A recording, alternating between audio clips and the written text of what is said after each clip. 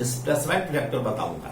कल मैंने position vector बताया था कि किसी स्पेस में या किसी प्लेन में कोई पॉइंट P है तो उसका पोजीशन वेक्टर हम कैसे निकालते हैं।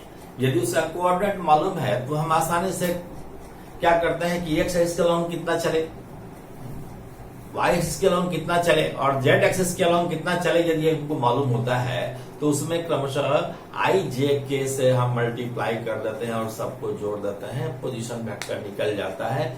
अभी डिस्प्लेसमेंट वेक्टर पढ़ा रहे हैं, इसमें हम उसको भी रिवाइज हो जाएगा, साथ साथ डिस्प्लेसमेंट वेक्टर भी पढ़ लेंगे। सपोज कीजिए कि आपके शरीर पर यहां एक मच्छर बैठा हुआ है, ठीक है, मच्छर बैठा हुआ है। आप उसको मारने के लिए जैसे ही हाथ बढ़ाते हैं कि वह उड़ जाता है और आप खोजते रहते हैं, कभी इधर जा रहा है कभी इधर जा रहा है, और जाते हुए किसी समय वह आपके शरीर के किसी पार्ट पर यहां आकर बैठ जाता है।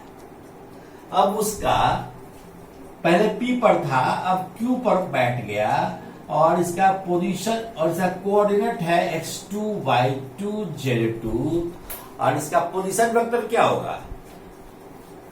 ओरिजिन से हम देख रहे हैं तो यहां से हम OQ को मिला दें, OQ को हमने मिला दिया और R2 यह पोजीशन वेक्टर हो गया। तो मच्छर तो आपके शरीर पर यहां बैठा हुआ था, सपोज कीजिए कि आपके बायां हाथ पर बैठा हुआ था और आपने दाएं हाथ से उड़ा रहे थे, तो ये भागा कहां, तो दाएं हाथ पर आ गया, मान लिया Q2 पर आ गया, उसका पोजीशन वेक्टर मालूम है। तब उसका डिस्प्लेसमेंट क्या होगा, आप P से Q को मिला दीजिए और वेक्टर नोटेशन दे दीजिए, या डायरेक्शन बताएगा P से Q की ओर, और P से Q को जो मिलाते हैं, जो लाइन बता रहा है एरो हेड के साथ, यही उसका डिस्प्लेसमेंट वेक्टर है। तो मच्छर कितना डिस्प्लेस कर दिया यह आपको मालूम हो गया, यह डेल्टा आर के बराबर है, मान लिया डेल्टा आर है। ऐसा क्यों मान लिए, जरा याद कीजिए triangles law of vector addition. Triangles law of vector addition में मैंने बताया था कि अगर हम किसी ट्रायंगल के दो साइड के द्वारा एक वेक्टर को रिप्रेजेंट करें तो उनका रिजल्टेंट थर्ड साइड के द्वारा अपोजिट ऑर्डर में होता है, रिप्रेजेंट करते हैं। तो देखिए अगर एक इसको माने वेक्टर R1 को और एक डेल्टा R को माने तो R1 plus delta R R2 के बराबर होगा। अगर R1 प्लस डेल्टा R यह एक ही क्रम में होने के कारण हम जोड़ रहे हैं तो यह अपोजिट ऑर्डर में हो गया। तो R1 प्लस डेल्टा R जो हुआ यह R2 के बराबर अगर है तो डेल्टा R किसके बराबर होगा, R2 माइनस R1। यानी चेंज इन पोजीशन वेक्टर को ही, पहले से पोजीशन वेक्टर था R1, अब नया पोजीशन वेक्टर हो गया R2, तो R2 minus R1 change in position vector हुआ। तो हम इसी चेंज इन पोजीशन वेक्टर को डिस्प्लेसमेंट वेक्टर कहते हैं। तो हम लिखते हैं यहां कि change in position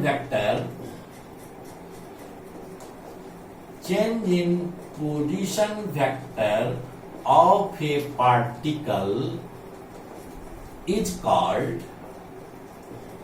displacement vector. हम यहां ज्यादा लिखते नहीं हैं, पहले से कोई पार्टिकल P पर है या मच्छर P पर है तो उसका पोजीशन वेक्टर क्या है, R1। R1 को क्या लिखेंगे, इसका कोऑर्डिनेट मालूम है तो कैसे लिखेंगे, x एक्सिस के अलोंग कितना चले x1, y एक्सिस के अलोंग y1, z एक्सिस के अलोंग z1। तो x एक्सिस के अलोंग यूनिट वेक्टर I से मल्टीप्लाई करेंगे x1i, y एक्सिस के अलोंग चले y1 तो y1j लिखेंगे, और z एक्सिस के अलोंग कितना चले z1 और यूनिट वेक्टर k, तो z1 k लिखेंगे। यह इसका पोजीशन वेक्टर हो गया। किसका पोजीशन वेक्टर हो गया? पी का, जहां पहले मच्छर बैठा था उसका पोजीशन वेक्टर हमने निकाला। अच्छा, यह मत समझिएगा कि यह इस प्लेन में है। पी और क्यू जरूरी नहीं है कि इस प्लेन में है। क्यों इस प्लेन में नहीं है? हम तो स्पेस में देना चाह रहे थे। यह एक्स एक्सिस है, यह वाई एक्सिस है और जेड एक्सिस तो इस डायरेक्शन में है। अब इस डायरेक्शन में जेड एक्सिस है तो हम जेड एक्सिस के अलाउंग चले Z1 डिस्टेंस, तो Z1 डिस्टेंस चले तो Z1 कहीं यहां पर होना चाहिए स्पेस में, लेकिन यहां पर हम पॉइंट कैसे दें? लिखने के लिए भी तो हमको एक प्लेन चाहिए, इसलिए हमने बोर्ड के प्लेन में लिखा है, पी पॉइंट को दिखाया है, लेकिन इसको मानकर चले कि यह स्पेस में है। ठीक उसी प्रकार से R2 दूसरा चेंज इन पोजीशन वेक्टर, दूसरा पोजीशन वेक्टर क्या हुआ? इसका कोऑर्डिनेट है x2, y2, z2, तो हम क्या लिखेंगे? x2i plus y2j plus z2k। यह पोजीशन वेक्टर दूसरा पोजीशन वेक्टर हुआ। तो चेंज इन पोजीशन वेक्टर को हम डिस्प्लेसमेंट वेक्टर कहते हैं, इसलिए डिस्प्लेसमेंट वेक्टर बराबर है change in position vector. This is R2 minus R1। Change in position vector को हम कहते हैं डिस्प्लेसमेंट वेक्टर। R2 कितना है? x2i plus y2j plus z2k minus R1 है। R1 का वैल्यू यहां क्या है? x1i plus y1j plus z1k। घटाएंगे तो क्या होगा? यहां तो माइनस है, i कॉमन ले लेंगे, x2 minus x1i plus y2j है, यहां प्लस माइनस माइनस हो गया, y1j, तो j कॉमन ले लेंगे, y2 minus y1j plus z2k plus minus minus z1k, तो हम क्या लिखेंगे? z2 minus z1k। इस तरह से यह क्या हो गया? Change in x coordinate into i plus change in y coordinate into j plus change in z coordinate into k। यही हमारा डिस्प्लेसमेंट वेक्टर हुआ। यह मतलब हम लिख सकते हैं कैसे? Change in x coordinate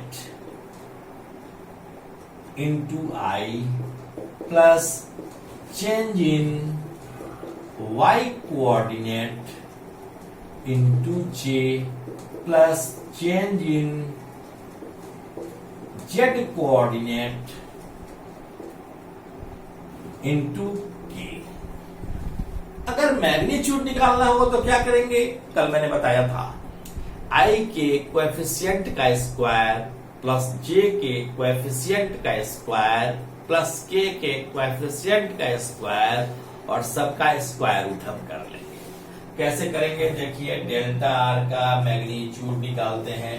i का कोएफिशिएंट x2 माइनस x1 है, इसका होल स्क्वायर प्लस j का कोऑर्डिनेट क्या है? y2 माइनस y1 है, इसका होल स्क्वायर प्लस k का कोएफिशिएंट है z2 माइनस z1 का होल स्क्वायर और सबका स्क्वायर रूट कर देंगे। इस तरह से यदि हमको कार्टेशियन कोऑर्डिनेट मालूम होगा पहला पोजीशन का और दूसरा पोजीशन का, तो हम चेंज इन पोजीशन वेक्टर मालूम कर सकते हैं।